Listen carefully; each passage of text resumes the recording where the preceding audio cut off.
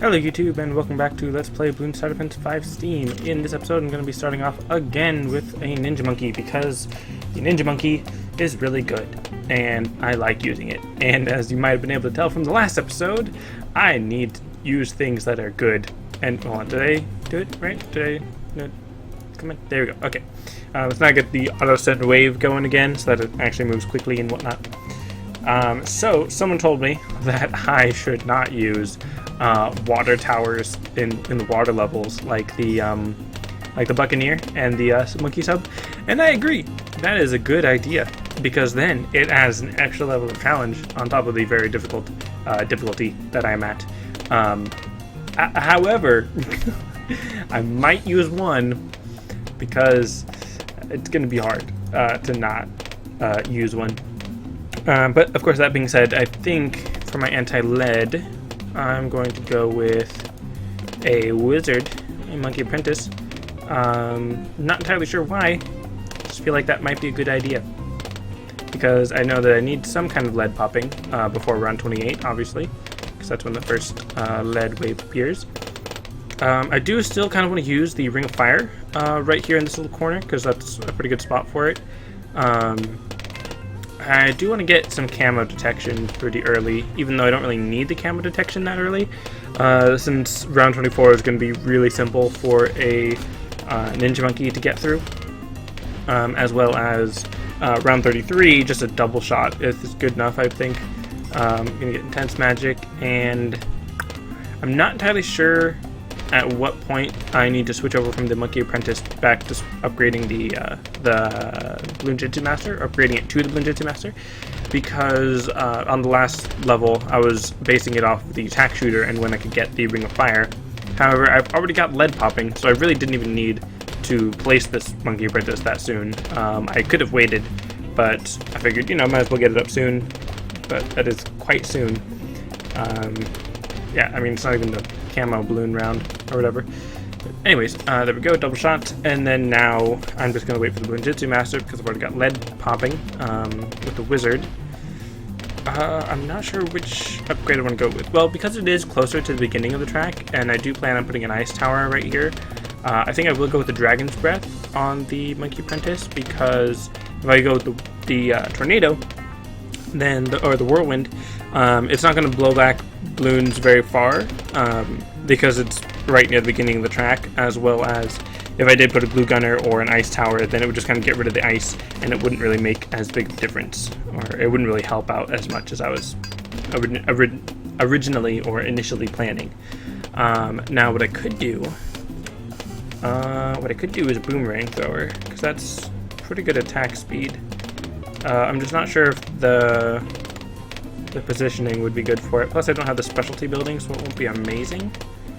I could probably put it about here. Go for a Bionic Boomer. Although, I mean, if I'm gonna... No, I've already bought it. Never mind. I was gonna say if I'm not gonna use the specialty buildings, I might as well go with the Glaive Ricochet, because that's probably the more useful one without the specialty building. But because I'm not very far from the beginning of the track, I'll go with the Bionic Boomer, since that seems to be a bit more suitable. And I don't think I'm actually going to go for a Monkey Village this time. I think I'm just going to go for a Helipilot. And if I'm not going to be using a Monkey Village, then it's not going to matter as much if I have it near the other towers or something. And then that's going to have camo detection. Now, I don't think I'm going to need to use Pursuit very much, because I can just leave it right there for the Razor Rotors, so that it helps out with the lead popping, even though the Wizard Monkey already has Wizard Monkey and the Boomerang Thrower also have lead popping, but then this also gives camo lead poppage, which again is also granted by the Wizard, but you know, that should be fine. And I'm not going to get to 18,000 anytime soon, so I might as well just check out the round number, since it is round 45, so round 46, the Moab is going to appear soon. Let's see, and you know, I could just use banana farms to really help out, considering that I would get lives as well as money. But then I kind of feel like that's cheating almost, because it's so much easier. But let's see. I could put down another helicopter, but I think I'm just going to save up for the Apache first, because it's going to be really good. And you know, I don't really need it to focus too much on lead popping, so I think I will just have it. Wow. Okay, that was a lot of lives. Well, not a lot of lives, but a lot of balloons that it tore through. No, that's not good. But it is very close to. There we go, Apache. Maybe I should have it follow my mouse, but instead, I mean, I only lost, what was that, 14 lives. So it's not that bad. I'll just go with some Spike Factory safety net stuff. With the safety net with the spike ball rather than the Moab shredder spikes, because if the Moab gets that far, then I'm done for because the all my defenses are near the beginning of the track. Which, speaking of, I probably should throw down a Ring of Fire as well. Well, I mean, maybe not, because I've got so much destructive power already. I don't think the Ring of Fire is going to be that necessary. But just to be sure that my safety net does pack enough punch, then I'm going to go for the 15,000 upgrade for the spiked mines. And I do want to say that getting a Super Monkey would solve all my problems, but as you saw from the last episode, the Super Monkey itself is not the best. You do need some better placement and buffs and such to make it really unstoppable. But the Apache is very helpful. It's very helpful indeed. Very powerful. And I don't remember what the specialty building does for it. I think it just gives it like extra popping power or something. I don't remember. But I'm actually kind of surprised at how quickly I'm getting all this money in terms of getting up to the 15,000. I always kind of saw the 15,000 or like anything over 10,000 as being like some unattainable upgrade that I would never be able to afford, but that's turning out to not be the case. Except that those balloons are really getting pretty far. So I think we're going to put down a nice tower here, which, you know, it's a snowy place anyways, but we're going to go for the Viral Frost, or the Arctic Wind, just to slow down the balloons within the range of the spiked mines, so that it's a little bit easier for the spiked mines to destroy any balloons that are going over there or whatever.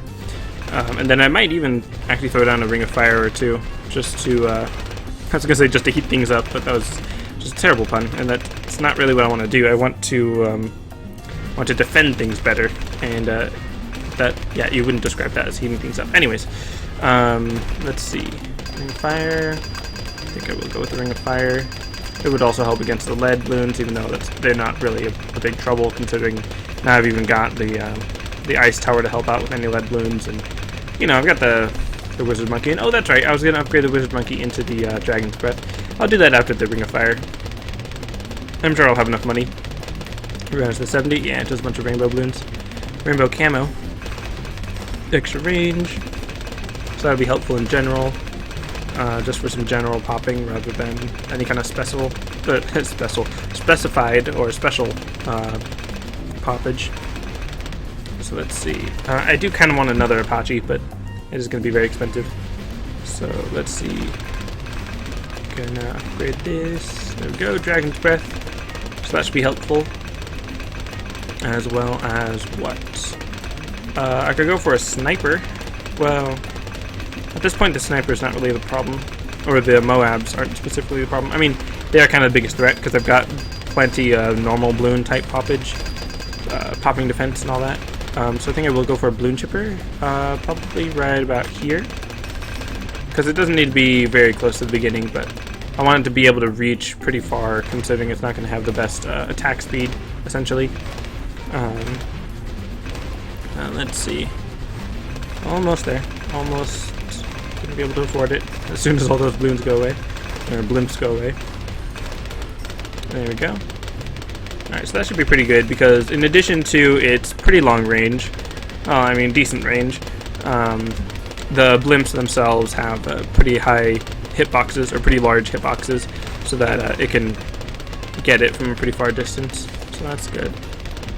And so far, no marine towers, no water towers. Oh wow, that was really powerful.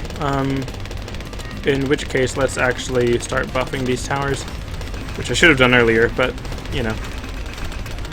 There we go. Let's see, what else? I mean, I could throw down an engineer. That's true, I could throw down an engineer near the back. Can he fit right there? Nah.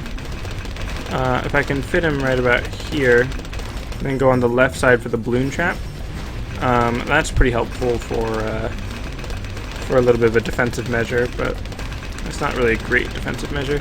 It's kind of like a spike factory, but a little bit different. And as well as just general poppage as well. I said as well twice there, but you know. And Viral Frost actually would be a little bit more useful on this scenario because of the because of how much more room it has to pop things. And let's go with another Ring of Fire. Oops. Another Ring of Fire over here to help out with the normal type balloons. And let's see. Maybe another balloon chipper? Yeah, another balloon chipper over here. No, faster shred. So the strongest. Since there are a lot of blimps, a lot of Moab class balloons. Oh boy, too many Moab class balloons. On 84 again! I was on round 84 again. Dang it, I'm gonna try to continue at least once. Okay, so let me, do that. Alright, let me reevaluate this. That's set to pursuit. I'm gonna sell the engineer because that wasn't as helpful as I was hoping. I'm gonna sell the boomerang thrower because that's also not as good. What would be good against anti-Moab? Because you know what, I'm just gonna go for a super monkey. Gonna go with that. Still need some more money. Gonna sell the Blendjitsu Master even though I really like it. As well as the Monkey Apprentice. Well, I didn't need to sell that Monkey Apprentice, but oh well. Yeah, I'm just gonna go with another Super Monkey right here. So, I mean, hopefully this is a good idea. Probably not a good idea. I probably just wasted my continue. But, yeah, we'll see. One balloon chipper should be pretty helpful. That Robo Monkey's doing alright for the moment. Still got some buffer, some safety net with the spiked mines. Alright, there we go. Nice. Okay, so actually you did it that time. And then the balloon chippers can be very helpful for the ZOMG. Very helpful indeed. So yeah, failed again. Dang it. Yeah, see, that's why I want to use water towers, even though it's clearly not the fault of the water towers. They obviously would have been helpful, but yeah, if you guys on times like this, whenever I have to use a continue or something like that, let me know if you want me to do it again. I don't mind trying it again and actually not losing. It's just for the sake of right now I'm trying to record a lot of videos at once. I want to just try to get through it really quickly. So that being said, that's going to be it for this episode. Thanks for watching, and I'll see you next time.